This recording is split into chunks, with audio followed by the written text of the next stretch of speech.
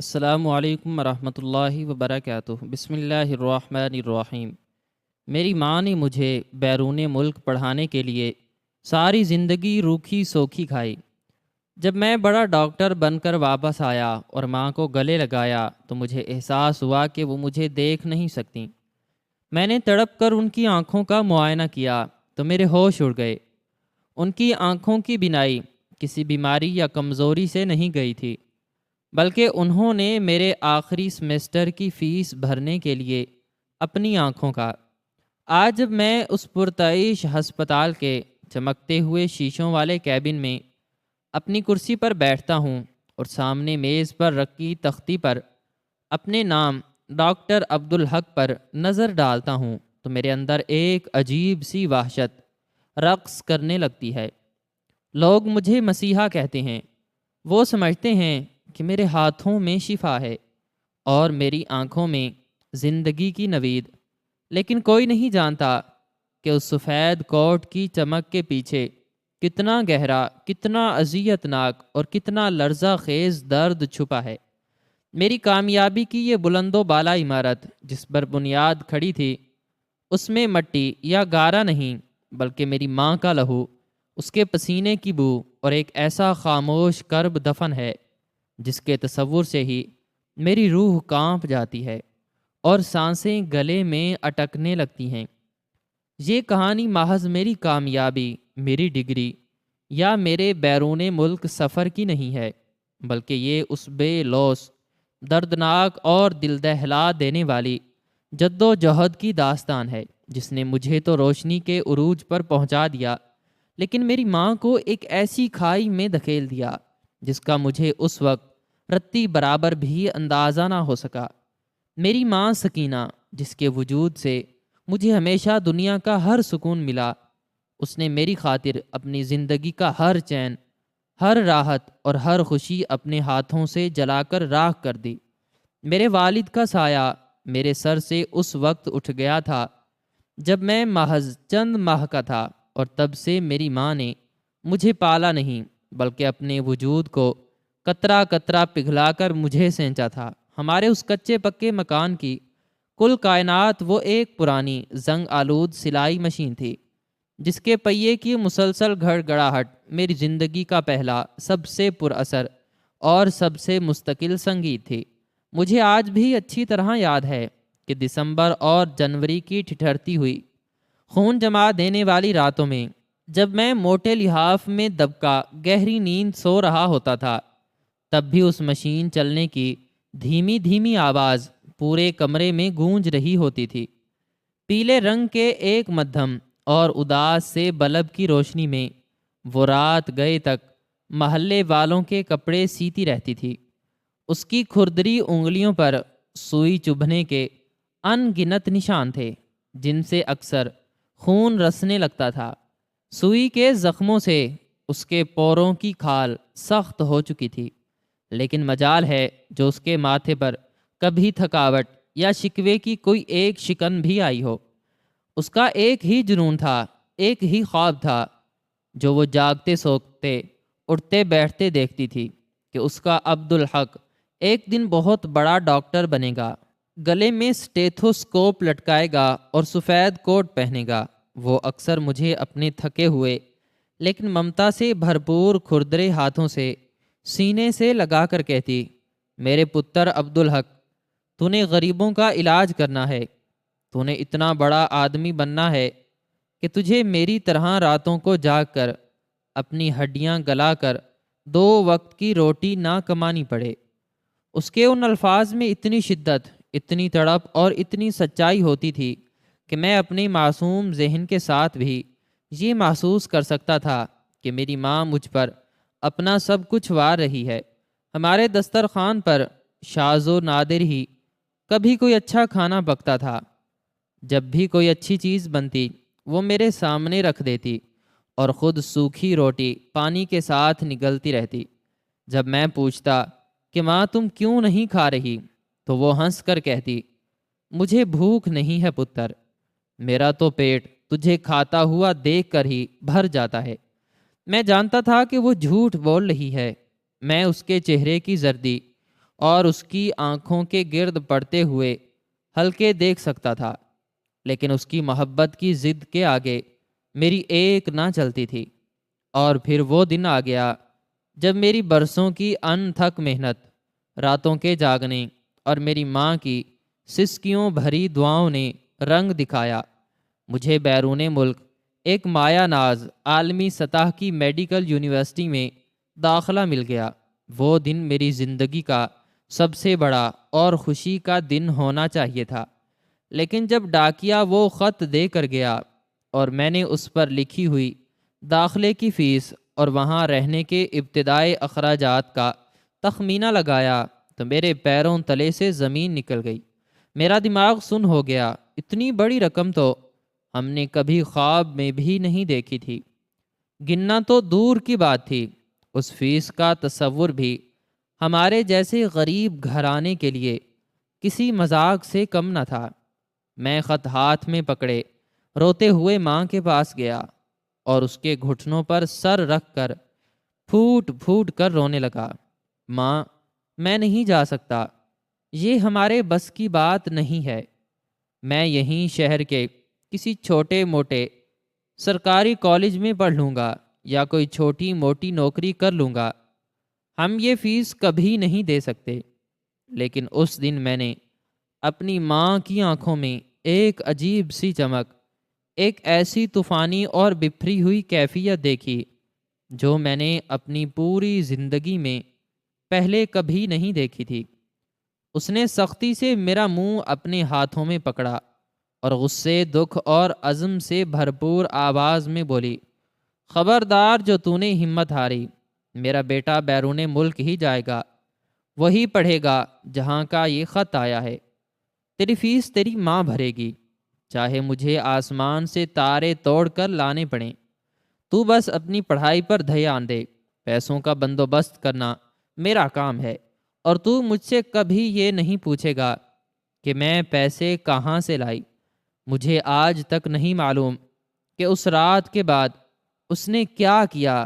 اس نے گھر کے اکلوتے کمرے کا بچا کھچا سامان بیچا، اپنے کانوں کی وہ پرانی بالیاں جو میرے باپ کی آخری نشانی تھیں بیچ ڈالیں، کچھ رشتہ داروں کے سامنے ہاتھ پھیلائے، محلے داروں سے قرض لیا، اور شاید دن رات سلائی کے علاوہ کسی کے گھروں کے برتن اور کپڑے دھونے کا کام بھی شروع کر دیا۔ چند ہی دنوں میں اس نے مجھے ایک بھاری رقم لا کر میرے ہاتھوں پر رکھ دی، اور مجھے ایئرپورٹ پر الوداع کہتے ہوئے اس کی آنکھوں میں جو فخر، جو چمک اور جو غرور تھا وہ آج بھی میری نیندیں اڑا دیتا ہے۔ پردیس کی زندگی اس قدر کٹھن، بے رحم اور سرد ہوگی، اس کا مجھے پاکستان کے اس چھوٹے سے محلے میں رہتے ہوئے کبھی اندازہ نہیں ہوا تھا۔ مسلسل گرتی برف باری، اجنبی اور کھردرے مزاج والے لوگ، سخت زبان، ہر وقت کا ذہنی دباؤ اور اسائنمنٹس کا پہاڑ جیسا بوجھ، لیکن ان سب تکلیفوں سے بڑھ کر وہ کرب تھا جو مجھے ہر وقت اندر ہی اندر دیمک کی طرح کھاتا رہتا تھا کہ میری ماں، میری بوڑھی اور کمزور ماں وہاں پیچھے کس حال میں ہوگی۔ میں نے یہاں آ کر ایک ہوٹل میں پارٹ ٹائم نوکری بھی شروع کر دی تھی۔ راتوں کو برتن دھوتا تھا، لیکن میڈیکل کی پڑھائی اتنی سخت اور تھکا دینے والی تھی کہ مجھے اپنا زیادہ تر وقت لیبارٹریز، ہسپتال کے وارڈز اور ضخیم کتابوں میں گزارنا پڑتا تھا۔ میری فیس اور ہاسٹل کے بھاری بھرکم اخراجات کا ایک بڑا حصہ اب بھی میری ماں ہی پاکستان سے بھیج رہی تھی۔ حیرت انگیز طور پر مجھے ہر مہینے کی مقررہ تاریخ پر باقاعدگی سے پیسے مل جاتے تھے، کبھی ایک دن کی بھی تاخیر نہیں ہوئی تھی۔ جب بھی میں اسے ویڈیو کال کرتا اور رو کر کہتا کہ ماں، مجھے پتا ہے تو وہاں دن رات کام کرتی ہے، خود بھوکی سوتی ہے، میرے لیے مجھے یہ پیسے نہیں چاہیے، میں خود کچھ کر لوں گا، تو اسکرین کے اس پار ہنس کر کہتی، پاگل ہو گیا ہے تو، ارے یہاں مجھے کون سی کمی ہے، میں تو روز پیٹ بھر کر گوشت اور پھل کھاتی ہوں، محلے کے ایک دو اور گھروں کا کام مل گیا ہے، پیسے ہی پیسے ہیں، تو بس جلدی سے بڑا ڈاکٹر بن کر آ جا، میری ساری تھکن اتر جائے گی۔ شروع کے 1-2 سال سب کچھ ٹھیک لگتا رہا۔ ہم باقاعدگی سے واٹس ایپ پر ویڈیو کالز کرتے تھے۔ اسکرین پر مجھے اس کا چہرہ صاف دکھائی دیتا تھا۔ وہ مجھے دیکھ کر ہمیشہ مسکراتی تھی، لیکن اس مسکراہٹ کے پیچھے جو طوفان پل رہا تھا وہ میری نظروں سے چھپ نہیں پا رہا تھا۔ میں دیکھ رہا تھا کہ ہر گزرتے مہینے کے ساتھ اس کا چہرہ تیزی سے بدل رہا تھا۔ اس کے بھرے ہوئے گال اب اندر کو دھنس چکے تھے۔ آنکھیں جو کبھی روشن ہوا کرتی تھیں اب ان کے گرد سیاہ ہلکے پڑ چکے تھے اور وہ اپنے ہی گڑھوں میں دھنستی جا رہی تھیں۔ ان کی رنگت جو کبھی گندمی تھی اب مکمل طور پر پیلی اور بے جان پڑ چکی تھی، جیسے اس کے جسم میں خون کا آخری قطرہ بھی نچڑ چکا ہو۔ جب وہ بات کرتی تو اس کے ہونٹ ہلکے ہلکے کانپتے تھے۔ اس کے ہاتھوں کی جھریاں اتنی واضح ہو چکی تھیں کہ اسکرین کے اس پار بیٹھے ہوئے مجھے ان کی کھردراہٹ محسوس ہوتی تھی۔ وہ مجھ سے اپنا چہرہ تو نہیں چھپاتی تھی، وہ پوری طرح کیمرے کے سامنے بیٹھ کر مجھ سے گھنٹوں باتیں کرتی، لیکن وہ اپنے جسم کے اندر کی ٹوٹ پھوٹ کو چھپانے کی ناکام کوشش کر رہی تھی۔ اس کی ہنسی میں اب ایک کھوکھلا پن تھا، جیسے کوئی خالی برتن بج رہا ہو۔ میں جب بھی گھبرا کر اس کی اس بگڑتی ہوئی حالت کا پوچھتا تو وہ فوراً دوپٹہ اپنے چہرے پر ٹھیک کرتی اور مسکرا کر بات ٹال دیتی۔ ارے کچھ نہیں عبدالحق، کیمرے کا رزلٹ خراب ہے، اور میری عمر بھی تو دیکھ، بڑھاپا آ رہا ہے اب تیری ماں پر۔ لیکن ایک میڈیکل کے طالب علم کی حیثیت سے میرا دل ہر وقت ہول کھاتا رہتا تھا۔ مجھے اندازہ ہو رہا تھا کہ یہ محض بڑھاپا نہیں ہے، یہ شدید غذائی قلت، مسلسل تھکاوٹ اور کسی انتہائی گہری جسمانی مشقت کا نتیجہ تھا۔ میرے دل میں ایک ہولناک بے نام سا تجسس اور ڈر جنم لینے لگا تھا۔ آخر وہ یہ رقم کہاں سے لا رہی تھی؟ سلائی مشین سے اتنے پیسے کبھی نہیں بن سکتے تھے کہ وہ مہینے کا اتنا بھاری خرچہ اٹھا سکے۔ میں جب بھی اس سے پیسوں کا پوچھتا تو وہ مجھے جھڑک دیتی۔ ایک بار تو میں نے ضد پکڑ لی، ماں مجھے سچ سچ بتا، تو اتنے پیسے کہاں سے لا رہی ہے؟ مجھے ڈر لگ رہا ہے۔ اس دن اس کا چہرہ سکرین پر لمحہ بھر کے لیے سفید پڑ گیا۔ اس کی آنکھوں میں ایک ایسا خوف لہرایا جسے اس نے فوراً چھپا لیا اور کانپتی ہوئی آواز میں بولی، تو مجھ پر شک کر رہا ہے؟ میں نے کہا نا، میں نے کچھ کمیٹیاں ڈالی ہوئی تھیں، وہ نکل آئی ہیں، اور حاجی صاحب نے بھی کچھ ادھار دیا ہے، تو اپنی پڑھائی کر۔ لیکن میں جانتا تھا کہ وہ جھوٹ بول رہی ہے۔ میرا تجسس مجھے پاگل کر رہا تھا۔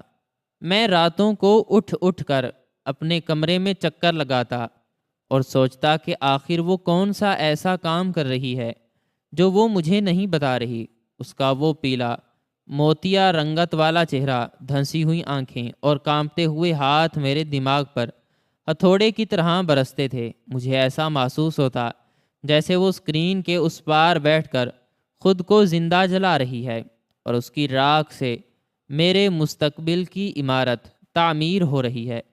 میں اس طوفان کی آہٹ سن سکتا تھا۔ مجھے ہر ویڈیو کال پر اس کی سانسوں کی اکھڑتی ہوئی لے سنائی دیتی تھی، لیکن میں مجبور تھا۔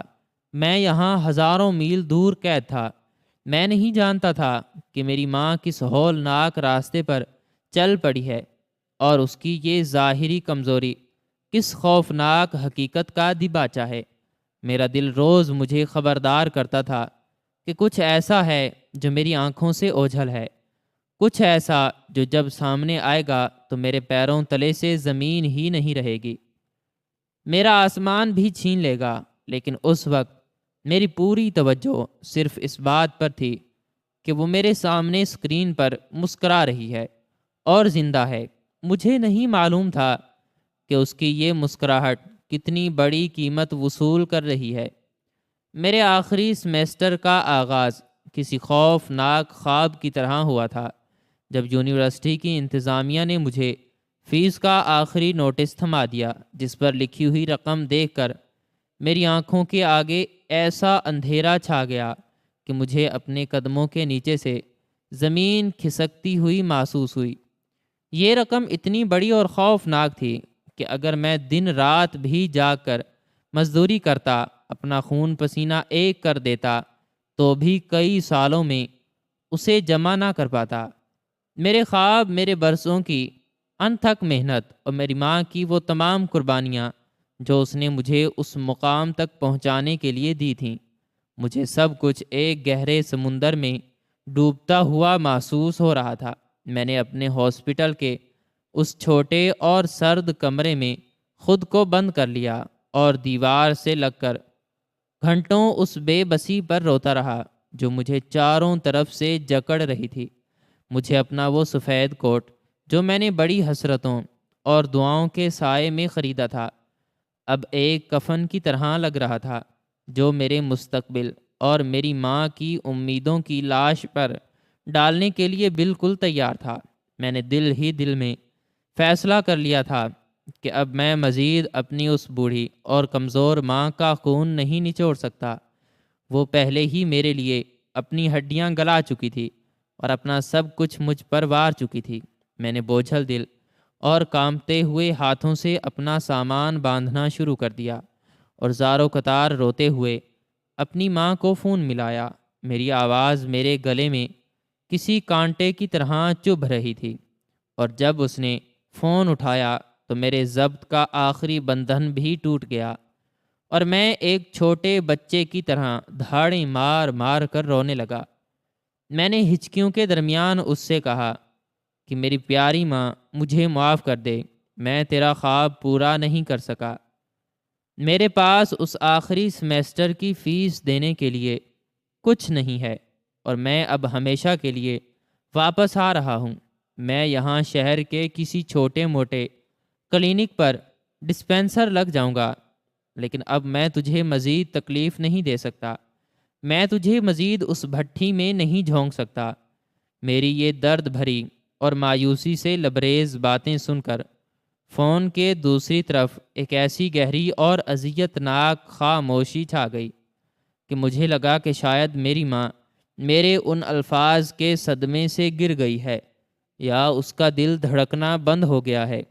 لیکن پھر کچھ دیر بعد اس کی آواز آئی، اور اس بار اس کی آواز میں ایک عجیب سی لرزش تھی، جیسے کوئی طوفان آنے سے پہلے ہوا کانپتی ہے، لیکن وہ آواز دکھ سے زیادہ غصے اور ایک ناقابل تسخیر عزم سے بھری ہوئی تھی۔ اس نے مجھے انتہائی سخت لہجے میں ڈانٹتے ہوئے کہا کہ عبدالحق، تو پاگل ہو گیا ہے۔ کیا میں نے تجھے اپنا پیٹ کاٹ کر اس دن کے لیے پالا تھا کہ تو اپنی منزل کے بالکل قریب پہنچ کر بیچ راستے میں اس طرح ہمت ہار جائے؟ تو اپنا سامان اسی وقت وہیں رکھ اور صرف اپنی پڑھائی پر دھیان دے۔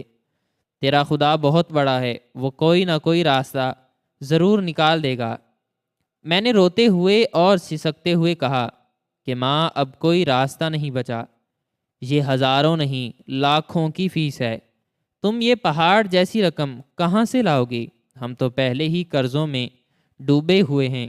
لیکن اس نے میری ایک بھی دلیل نہ سنی اور بس اتنے حتمی اور فیصلہ کن انداز میں کہا کہ تو صرف مجھ پر بھروسہ رکھ، میں تیری ماں ہوں اور میں کچھ بھی کر کے، زمین چیر کر یا آسمان پھاڑ کر تیری فیس کا انتظام کر لوں گی۔ تو بس واپسی کا یہ نامراد خیال اپنے دل اور دماغ سے نکال دے۔ اس دن کے بعد سے ہماری گفتگو اور رابطے میں ایک عجیب سا اور دل کو دہلا دینے والا سلسلہ شروع ہو گیا۔ میں جب بھی اسے ویڈیو کال کرتا تو مجھے اسکرین پر صرف گھپ اندھیرا نظر آتا، ایک ایسی سیاہی جس میں کچھ بھی سجھائی نہیں دیتا تھا۔ پہلی بار جب ایسا ہوا تو میں نے انتہائی گھبرا کر پوچھا کہ ماں، تم کہاں ہو؟ یہ تمہارے ارد گرد کیسا اندھیرا ہے؟ تو اس کی آواز آئی، جو اب پہلے کی نسبت بہت مدھم، کمزور اور کھردری لگ رہی تھی، جیسے وہ بہت دور کسی گہرے کنویں سے بول رہی ہو۔ اس نے کہا کہ بیٹا، ہمارے محلے کا ٹرانسفارم جل گیا ہے اور 2 دن سے بجلی نہیں آئی، اس لیے کمرے میں اندھیرا ہے۔ میں نے اس وقت تو بادل ناخواستہ اس کی بات پر یقین کر لیا، کیونکہ پاکستان کے چھوٹے شہروں میں بجلی کا جانا کوئی انوکھی بات نہیں تھی۔ لیکن جب اگلی کئی کالز پر بھی حالات نہ بدلے اور مجھے اسکرین پر صرف وہ خوفناک سیاہی نظر آئی، تو میرے دل میں وسوسے اور شکوک و شبہات کے سانپ رینگنے لگے۔ وہ اسکرین کا اندھیرا مجھے اب ایسا لگتا تھا جیسے کوئی کالا اور زہریلا ناگ میری ماں کے وجود کو آہستہ آہستہ نگل رہا ہو۔ کبھی وہ مجھ سے کہتی کہ اس کے فون کا کیمرہ خراب ہو گیا ہے اور اسے ٹھیک کروانے کا وقت نہیں ملا، کبھی کہتی کہ اس کے کمرے کا اکلوتا بلب فیوز ہو گیا ہے اور اس کے پاس اتنے پیسے نہیں ہیں کہ وہ نیا بلب لا سکے۔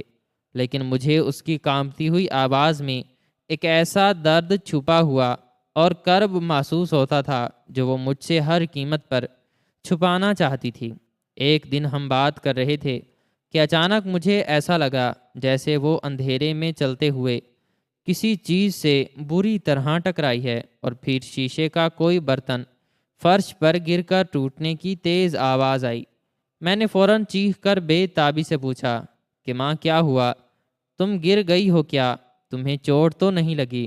تو بری طرح ہڑبڑا کر اور گھبراہٹ میں جلدی جلدی بولی کہ نہیں میرے بیٹا، میں تو بس اندھیرے میں پانی پینے کے لیے اٹھی تھی تو گلاس میرے ہاتھ سے پھسل کر چھوٹ گیا۔ اس کے بولنے کے انداز میں اور اس کے لہجے میں جو ہچکچاہٹ اور ایک اندیکھا خوف تھا، وہ میرے دل میں کسی زہر آلود خنجر کی طرح گہرا اتر گیا۔ میں آخرکار ایک میڈیکل کا طالب علم تھا، اور میرا شعور اور میرا دماغ مجھے بار بار یہ سنگین وارننگ دے رہا تھا کہ کچھ بہت غلط اور بہت بھیانک ہو رہا ہے۔ وہ اندھیرا محض بجلی کا جانا یا کیمرے کا خراب ہونا نہیں تھا، بلکہ وہ میری ماں کی زندگی پر چھا جانے والی کوئی ایسی مستقل تاریکی تھی جس کا مجھے یہاں اتنی دور بیٹھ کر بالکل بھی ادراک نہیں ہو رہا تھا۔ میں ہر رات اپنے بستر پر کروٹیں بدلتے ہوئے اس نامعلوم اندھیرے کے بارے میں سوچتا اور اس قدر تڑپتا رہتا کہ میرا دل چاہتا کہ کاش میرے پر لگ جائیں اور میں اڑ کر اس کے پاس جا سکوں اور اپنی آنکھوں سے دیکھ سکوں کہ وہ کس حال میں ہے اور کن حالات سے گزر رہی ہے۔ میرا ضمیر مجھے ہر پل ملامت کرتا کہ میں کیسا خود غرض اور ظالم بیٹا ہوں جو اپنی ماں کی اس پر اسرار اور بگڑتی ہوئی حالت سے بے خبر صرف اپنی ڈگری اور اپنے مستقبل کے سراب کے پیچھے بھاگ رہا ہوں۔ میں نے دل ہی دل میں یہ پختہ ارادہ کر لیا تھا کہ اگر اگلے 2 دن تک فیس کا کوئی معجزاتی انتظام نہ ہوا تو میں خود جا کر یونیورسٹی کی انتظامیہ کو صاف منع کر دوں گا اور اپنی ٹکٹ کٹوا لوں گا۔ لیکن پھر ایک دن جب میں لیبارٹری میں ایک انتہائی اہم پریکٹیکل کر رہا تھا تو اچانک میرے فون کی گھنٹی بجی اور اسکرین پر بینک کی طرف سے ایک میسج جگمگایا۔ میں نے اپنے دستانے اتارے اور بے دلی سے اسکرین کی طرف دیکھا تو میری آنکھیں حیرت اور صدمے سے پھٹی کی پھٹی رہ گئیں، اور میرے دل کی دھڑکن جیسے ایک لمحے کے لیے رک گئی۔ میرے اکاؤنٹ میں میرے آخری سمیسٹر کی وہ پوری کی پوری بھاری بھرکم فیس جمع ہو چکی تھی۔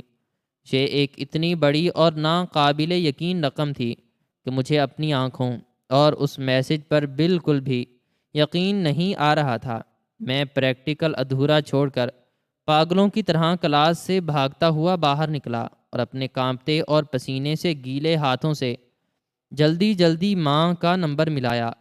کال پھر سے ویڈیو تھی، اور جیسے ہی اس نے فون اٹھایا اسکرین پر پھر سے وہی وحشتناک اور دل کو چیر دینے والا اندھیرا چھایا ہوا تھا۔ لیکن اس بار میری ماں کی آواز میں ایک عجیب سی تھکن، ایک گہرا کرب، لیکن ساتھ ہی ایک عجیب سا اطمینان اور سکون بھی تھا۔ میں نے روتے ہوئے اور ہانپتے ہوئے اس سے پوچھا کہ ماں مجھے سچ سچ بتاؤ، یہ اتنے سارے پیسے اچانک کہاں سے آئے؟ تم نے ایسا کیا کیا ہے؟ کون سا جادو کیا ہے؟ تو وہ فون پر ہنسنے لگی لیکن اس کی اس ہنسی میں خوشی کے بجائے ایک ایسی کھوکھلی اور دردناک گونج تھی جو سیدھی میرے دل اور میری روح کو چیر گئی۔ اس نے انتہائی پیار سے کہا کہ میرے عبدالحق، میں نے تجھے اس دن روتے ہوئے کہا تھا نا کہ میں تیری فیس بھروں گی، تو بس سن لے کہ وہ جو ہمارے گاؤں میں تیرے پردادا کی تھوڑی سی بنجر زمین تھی نا، جس پر برسوں سے ہمارے رشتہ داروں کا قبضہ تھا اور مقدمہ چل رہا تھا، وہ اچانک بک گئی ہے، اور میں نے اپنا وہ پرانا سونا بھی بیچ دیا ہے جو میں نے تیرے ماتھے پر صحرا سجانے کے لیے برسوں سے سنبھال کر رکھا تھا۔ اس کا یہ جھوٹ اتنا سفید، اتنا کچا اور اتنا بیہودہ تھا کہ میرا دماغ اسے ایک سیکنڈ کے لیے بھی ماننے سے انکاری ہو گیا۔ مجھے بہت اچھی طرح اور یقین کے ساتھ معلوم تھا کہ ہمارے پاس گاؤں میں 1 انچ بھی زمین نہیں تھی۔ ہم تو ہمیشہ سے کرائے کے مکانوں میں خوار ہوتے آئے تھے، اور جہاں تک اس کے سونے کا تعلق تھا تو وہ تو اس نے اسی منحوس دن بیچ دیا تھا جب میں پہلی بار یہاں اس پردیس میں آیا تھا۔ میں نے غصے اور بے بسی سے چیخ کر کہا کہ ماں، تم مجھ سے سراسر جھوٹ بول رہی ہے۔ مجھے خدا کا واسطہ دے کر سچ بتا، تو نے یہ اتنے سارے پیسے کہاں سے لیے ہیں؟ کیا تو نے اپنا گردہ بیچ دیا ہے یا کوئی اور قیامت ڈھا لی ہے اپنے اوپر؟ لیکن اس نے میرے سوالوں کا کوئی جواب نہیں دیا، بلکہ الٹا مجھے اپنی زندگی اور اپنی ممتا کی سخت قسم دے دی اور کہا کہ اگر میں نے اس سے مزید کوئی بھی سوال کیا یا اس رقم کے بارے میں کریدنے کی کوشش کی تو وہ ہمیشہ کے لیے مجھ سے بات کرنا چھوڑ دے گی اور میرا چہرہ تک نہیں دیکھے گی۔ میں اس کی اس دھمکی کے سامنے مکمل طور پر بے بس ہو کر رہ گیا۔ میرے پاس فیس تو آ گئی تھی، میرا ڈوبتا ہوا مستقبل تو بچ گیا تھا، لیکن میری روح اور میرے ضمیر پر ایک ایسا بھاری اور نوکیلا بوجھ پڑ گیا تھا جس نے میری راتوں کی نیند اور میرے دن کا چین ہمیشہ کے لیے اڑا دیا تھا۔ میں اپنے اندر کی گہرائیوں میں یہ جانتا تھا کہ اس کے کمرے کا وہ اندھیرا اور یہ اچانک آنے والے پیسے آپس میں کسی نہ کسی طرح بہت گہرائی سے جڑے ہوئے ہیں۔ اس سکرین کی اس بھیانک تاریکی میں کوئی ایسا سنگین اور خون آشام راز چھپا تھا جس نے میری ماں کو اندر سے مکمل طور پر کھوکھلا کر دیا تھا۔ وہ پیسے مجھے اب اپنے بینک اکاؤنٹ میں آگ کے دہکتے ہوئے انگاروں کی طرح لگ رہے تھے جو میرے وجود کو جلا رہے تھے، لیکن میں مجبور تھا اور حالات کے ہاتھوں پوری طرح قید تھا۔ میں اس کے اس بے بنیاد جھوٹ کو سچ ماننے اور چپ چاپ اپنی پڑھائی جاری رکھنے پر مجبور تھا، کیونکہ میرے پاس پیچھے مڑنے کا اب کوئی اور راستہ نہیں بچا تھا۔ میرا دل ہر وقت نامعلوم اندیشوں سے ڈرتا رہتا تھا کہ جب میں ڈگری لے کر واپس اپنے وطن جاؤں گا تو مجھے کس ہولناک حقیقت کا سامنا کرنا پڑے گا۔ وہ دن رات جو میں نے اس فیس کے آنے کے بعد اس اجنبی ملک میں گزارے، وہ میری زندگی کے سب سے اذیت ناک اور کربناک دن تھے۔ میں جب بھی اپنی میڈیکل کی ضخیم کتابیں پڑھنے کے لیے کھولتا تو مجھے ان کالے لفظوں کی جگہ اپنی ماں کا وہ اندھیرے میں ڈوبا ہوا اور وحشت زدہ کمرہ نظر آتا جہاں وہ اکیلی بیٹھی کسی درد کو پی رہی تھی۔ میں جب بھی ہاسٹل کے میس میں کھانا کھاتا تو مجھے ہر نوالہ حلق میں پھنستا ہوا محسوس ہوتا۔ مجھے ایسا لگتا جیسے میں کھانا نہیں کھا رہا بلکہ اپنی ماں کا گوشت نوچ نوچ کر کھا رہا ہوں اور اس کا خون پی رہا ہوں۔ یہ کیسا جان لیوا تجسس تھا جو مجھے روز بروز زندہ درگور کر رہا تھا۔ یہ کیسی پر اسرار قربانی تھی جس کی اصل نوعیت مجھے معلوم نہیں تھی، لیکن اس قربانی کا بوجھ میری ہڈیوں کا چورا کر رہا تھا۔ میں نے اپنے آپ سے تہیہ کر لیا تھا کہ اب میں ایک لمحہ بھی ضائع نہیں کروں گا، دن رات ایک کر دوں گا اور جلد از جلد یہ نامراد ڈگری لے کر اس اندھیرے کا پردہ چاک کرنے کے لیے اپنی ماں کے پاس پہنچوں گا۔ مجھے ہر صورت اپنی ماں کے اس جھوٹ کی تہہ تک جانا تھا اور اس سکرین کی سیاہی کو ہمیشہ کے لیے مٹانا تھا، لیکن مجھے کیا معلوم تھا کہ وہ تاریکی جسے میں محض وقتی سمجھ رہا تھا وہ اب میری ماں کی دائمی تقدیر بن چکی تھی، اور وہ پیسے جو اس نے مجھے اتنی محبت اور دعاؤں کے ساتھ بھیجے تھے وہ کسی زمین یا زیور کو بیچ کر نہیں آئے تھے، بلکہ اس نے اپنے جسم کا وہ نازک اور قیمتی حصہ بیچ دیا تھا جس کے بغیر یہ ساری رنگین دنیا صرف ایک کالا اور تاریک قبرستان ہے۔ میں اپنی کلاسوں میں بیٹھ کر انسانی جسم کی اناٹمی پڑھتا تھا، لوگوں کی آنکھوں کا معائنہ کرنے کے طریقے سیکھتا تھا، لیکن میں اس بات سے بالکل غافل تھا کہ میری اپنی ماں کی آنکھوں کے ساتھ کیا ہو چکا ہے۔ وہ مسلسل اندھیرا جو میری ویڈیو کالز پر چھایا رہتا تھا وہ دراصل اس کی وہ دنیا تھی جس میں وہ اب ہمیشہ کے لیے قید ہو چکی تھی۔ وہ جب اندھیرے میں چیزوں سے ٹکراتی تھی تو وہ بجلی جانے کی وجہ سے نہیں بلکہ اس لیے ٹکراتی تھی کہ اس نے اپنی آنکھوں کا نور میرے مستقبل کی بھینٹ چڑھا دیا تھا، اور یہ خیال جب بھی میرے دل میں ہلکی سی دستک دیتا تو میں اسے ایک وہم سمجھ کر جھٹک دیتا۔ میں خود کو تسلیاں دیتا کہ ایسا نہیں ہو سکتا، کوئی انسان ایسا کیسے کر سکتا ہے؟ لیکن ماں تو انسانوں کے بنائے ہوئے ہر اصول اور ہر حد سے ماورا ہوتی ہے، اس کی محبت کا کوئی پیمانہ نہیں ہوتا، اور میری ماں نے اس محبت کی ایک ایسی تاریخ رقم کر دی تھی جس کا تصور ہی میرے رونگٹے کھڑے کر دیتا تھا۔ وہ آخری سیمیسٹر میری زندگی کا سب سے طویل اور اذیت ناک عرصہ بن گیا۔ ہر گزرتا دن مجھے میری منزل کے قریب تو کر رہا تھا، لیکن ساتھ ہی ایک ایسے نامعلوم خوف کی طرف بھی دھکیل رہا تھا جس کا سامنا کرنے کی مجھ میں بالکل بھی ہمت نہیں تھی۔ میں نے اپنے دوستوں سے ملنا جلنا چھوڑ دیا تھا، میں بس اپنی کتابوں اور اس اندھیرے کے درمیان معلق ہو کر رہ گیا تھا جو میری ماں نے میری خاطر اوڑھ لیا تھا، اور میں اس اندھیرے میں سے روشنی کی وہ کرن ڈھونڈنے کی کوشش کر رہا تھا جو مجھے میری ماں کے اس سفید جھوٹ کے پیچھے چھپی ہوئی کالی حقیقت تک لے جائے۔ میری راتوں کی نیند مکمل طور پر اڑ چکی تھی، اور میں جاگتی آنکھوں سے ہاسٹل کی چھت کو گھورتا رہتا جہاں مجھے اپنی ماں کا وہ مسکراتا ہوا چہرہ نظر آتا جو اب ایک پراسرار تاریکی کے پیچھے چھپ گیا تھا۔ میں سوچتا کہ جب میں چھوٹا تھا تو وہ کیسے مجھے اسکول بھیجنے کے لیے صبح سویرے اٹھتی تھی۔ گرمیوں کی چلچلاتی دھوپ میں جب میں اسکول سے واپس آتا تو وہ ہاتھ والے پنکھے سے مجھے ہوا جھلتی رہتی اور خود پسینے میں شرابور ہوتی۔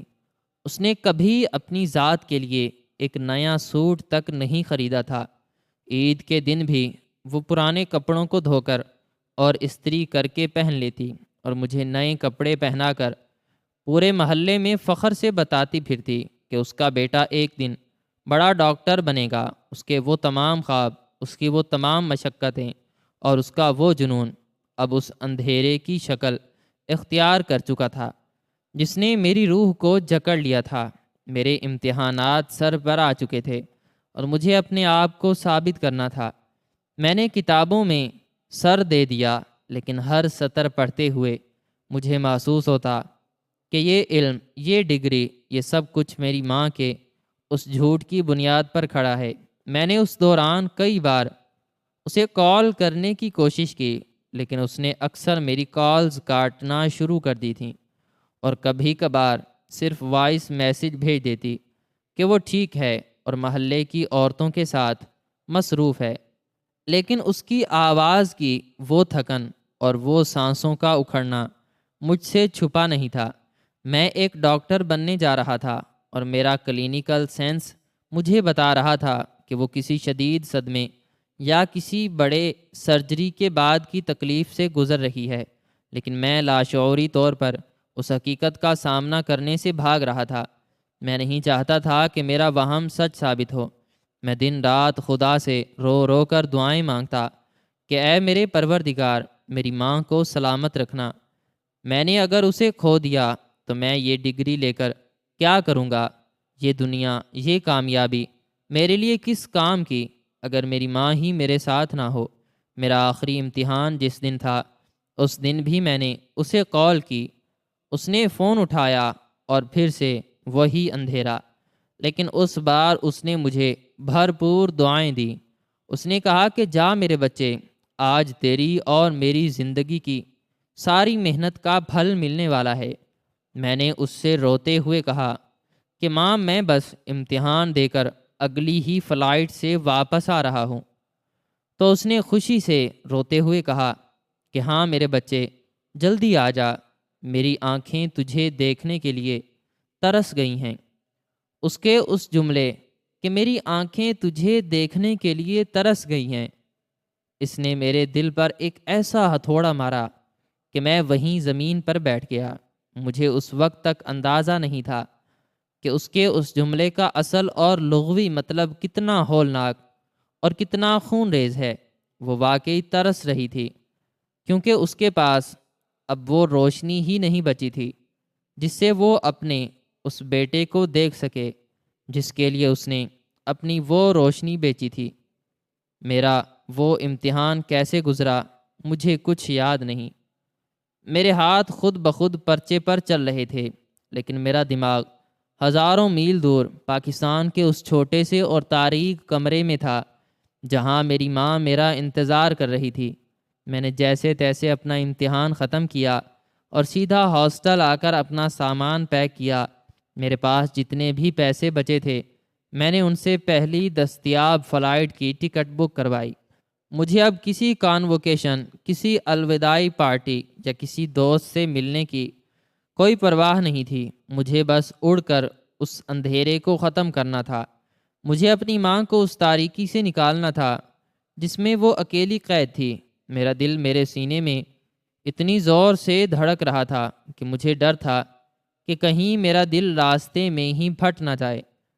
میں نے اپنے اس سفید کوٹ کو بھی تہہ کر کے اپنے بیگ میں رکھ لیا تاکہ میں گھر جا کر اپنی ماں کو وہ کوٹ پہنا کر دکھا سکوں اور اسے بتا سکوں کہ اس کی قربانیاں رائے گاہ نہیں گئیں۔ لیکن اس پردیس سے لے کر میرے وطن تک کا وہ ہوائی سفر میری زندگی کا سب سے طویل اور اذیت ناک سفر تھا۔ جہاز کی کھڑکی سے باہر پھیلے ہوئے بادل مجھے اس اندھیرے کی طرح لگ رہے تھے جو میری ماں نے مجھے ویڈیو کالز پر دکھایا تھا۔ میں ہر پل اس لمحے کا تصور کر رہا تھا جب میں دروازہ کھٹکھٹاؤں گا اور میری ماں مسکراتے ہوئی دروازہ کھولے گی اور مجھے اپنے گلے سے لگا لے گی۔ میں اسے بتاؤں گا کہ ماں دیکھ، تیرا عبدالحق ڈاکٹر بن گیا ہے۔ میں اسے بتاؤں گا کہ اب اسے مزید سلائی مشین نہیں چلانی پڑے گی، اب اسے اندھیرے میں نہیں بیٹھنا پڑے گا۔ مجھے یاد آیا کہ جب میں نے آخری بار اس سے بات کی تھی تو اس نے کہا تھا کہ اس کی آنکھیں مجھے دیکھنے کے لیے ترس گئی ہیں۔ وہ الفاظ اب میرے دماغ میں کسی گونج کی طرح بج رہے تھے۔ وطن کی مٹی پر قدم رکھتے ہی میرا دل میرے سینے سے باہر آنے کو بے تاب تھا۔ میں سیدھا ایئرپورٹ سے ٹیکسی لے کر اپنے اس خستہ حال محلے کی طرف دوڑا جہاں میری جنت میرا انتظار کر رہی تھی۔ ٹیکسی محلے کی نکڑ پر رکی تو میں نے اپنا بیگ اٹھایا اور گلی کی خاک چھانتا ہوا اپنے گھر کے اس پرانے لکڑی کے دروازے تک پہنچا۔ میرے ہاتھ کانپ رہے تھے۔ جب میں نے دستک دی، اندر سے کوئی آہٹ نہیں ہوئی۔ میں نے دوبارہ زور سے دروازہ کھٹکھٹایا تو کچھ دیر بعد قدموں کی گھسیٹتی ہوئی آواز سنائی دی۔ دروازہ آہستہ سے کھلا اور سامنے میری ماں کھڑی تھی، لیکن وہ میری ماں نہیں تھی جسے میں چھوڑ کر گیا تھا۔ وہ ہڈیوں کا ایک ڈھانچہ بن چکی تھی، اس کے بال مکمل سفید ہو چکے تھے اور اس کا چہرہ زرد پڑ چکا تھا۔ میں نے بے اختیار روتے ہوئے اپنا بیگ وہیں پھینکا اور چیخ کر کہا، ماں میں آ گیا، تیرا عبدالحق ڈاکٹر بن کر آ گیا۔ میں نے آگے بڑھ کر اسے اپنے سینے سے لگا لیا، لیکن اسی لمحے میرے وجود پر ایک ایسی برف گری جس نے میری روح تک کو منجمد کر دیا۔ میری ماں نے مجھے گلے لگانے کے بجائے اپنے کانپتے ہوئے کھردرے ہاتھ آگے بڑھائے اور ہوا میں کچھ ٹٹولنے لگی۔ اس کے ہاتھ میرے چہرے تک پہنچے اور وہ میری آنکھوں، میرے گالوں اور میرے ماتھے کو یوں چھونے لگی جیسے وہ مجھے دیکھ نہیں بلکہ محسوس کر کے پہچاننے کی کوشش کر رہی ہو۔ اس نے سسکتے ہوئے کہا، میرا عبدالحق آ گیا، میرا بچہ آ گیا۔ میں نے تڑپ کر اس کا چہرہ اپنے ہاتھوں میں لیا اور اس کی آنکھوں کی طرف دیکھا تو میرے پیروں تلے سے زمین ہی نہیں بلکہ میرا پورا آسمان چھن گیا۔ ایک ڈاکٹر کی حیثیت سے میرا دماغ کسی ہتھوڑے کی ضرب کی طرح وہ تلخ حقیقت سمجھ چکا تھا جو میری آنکھوں کے سامنے تھی۔ میری ماں کی آنکھوں میں وہ نور، وہ پتلیاں، وہ چمک کچھ بھی نہیں تھا۔ وہاں صرف ایک سفید اور بے جان خلا تھا۔ یہ اندھا پن کسی بیماری، موتیا یا بڑھاپے کا ہرگز نہیں تھا، بلکہ ان کی آنکھوں کے قرینے کسی انتہائی ماہرانہ سرجری کے ذریعے کاٹ کر نکالے جا چکے تھے۔ مجھے ایسا لگا جیسے کسی نے میرا دل میرے سینے سے کھینچ لیا ہو۔ میں پاگلوں کی طرح چیخا، ماں یہ تمہاری آنکھوں کو کیا ہوا ہے؟ تم دیکھ کیوں نہیں سکتی؟ اس نے گھبرا کر اپنے چہرے کو دوپٹے سے چھپانے کی کوشش کی اور روتے ہوئے بولی، کچھ نہیں بیٹا، وہ بس اچانک نظر چلی گئی تھی۔ تو رو کیوں رہا ہے؟ تو ڈاکٹر بن گیا ہے نا؟ لیکن میرا دماغ پھٹ رہا تھا۔ میں اسے وہیں چھوڑ کر پاگلوں کی طرح گھر کے اندر بھاگا اور سیدھا اس کے کمرے میں گیا جہاں اس کا پرانا لوہے کا صندوق رکھا تھا۔ میں نے کپ کپاتے ہاتھوں سے اس صندوق کا تالا توڑا اور اس کا سارا سامان فرش پر الٹ دیا۔ ان پرانے کپڑوں کے درمیان سے مجھے ایک خاکی رنگ کا لفافہ ملا جس پر شہر کے ایک بہت بڑے اور مہنگے پرائیویٹ ہسپتال کی مہر لگی تھی۔ میں نے وہ کاغذات نکالے اور ان پر لکھی تحریر پڑھتے ہی میرے منہ سے ایک ایسی دلخراش چیخ نکلی جس نے گھر کی دیواروں کو بھی ہلا دیا۔ وہ کاغذات ایک رضامندی نامہ تھے جس کے مطابق میری ماں سکینہ نے اپنے دونوں قرنیے ایک امیر نابینا شخص کو عطیہ کر دیے تھے اور اس کے بدلے میں جو رقم لکھی تھی وہ بالکل اتنی ہی تھی جتنی میری آخری سیمیسٹر کی فیس تھی، اور تاریخ بالکل وہی تھی جس دن میرے اکاؤنٹ میں وہ پیسے آئے تھے۔ وہ زمین، وہ زیور، وہ کمیٹیاں، سب جھوٹ تھا۔ میری ماں نے اپنے بیٹے کو ڈاکٹر بنانے کے لیے اپنی آنکھیں بیچ دی تھیں، اپنے جسم کا وہ حصہ نیلام کر دیا تھا جس کے بغیر دنیا صرف ایک تاریک قبر ہے۔ مجھے یاد آیا کہ کیسے وہ ویڈیو کال پر اندھیرا رکھتی تھی، کیسے وہ چیزوں سے ٹکراتی تھی۔ میں ان کاغذات کو سینے سے لگائے دھاڑیں مارتا ہوا باہر آیا اور اپنی ماں کے قدموں گر گیا۔ میں نے اپنا سر اس کے قدموں پر دے مارا اور رو رو کر کہا کہ ماں، تو نے یہ کیا کر دیا؟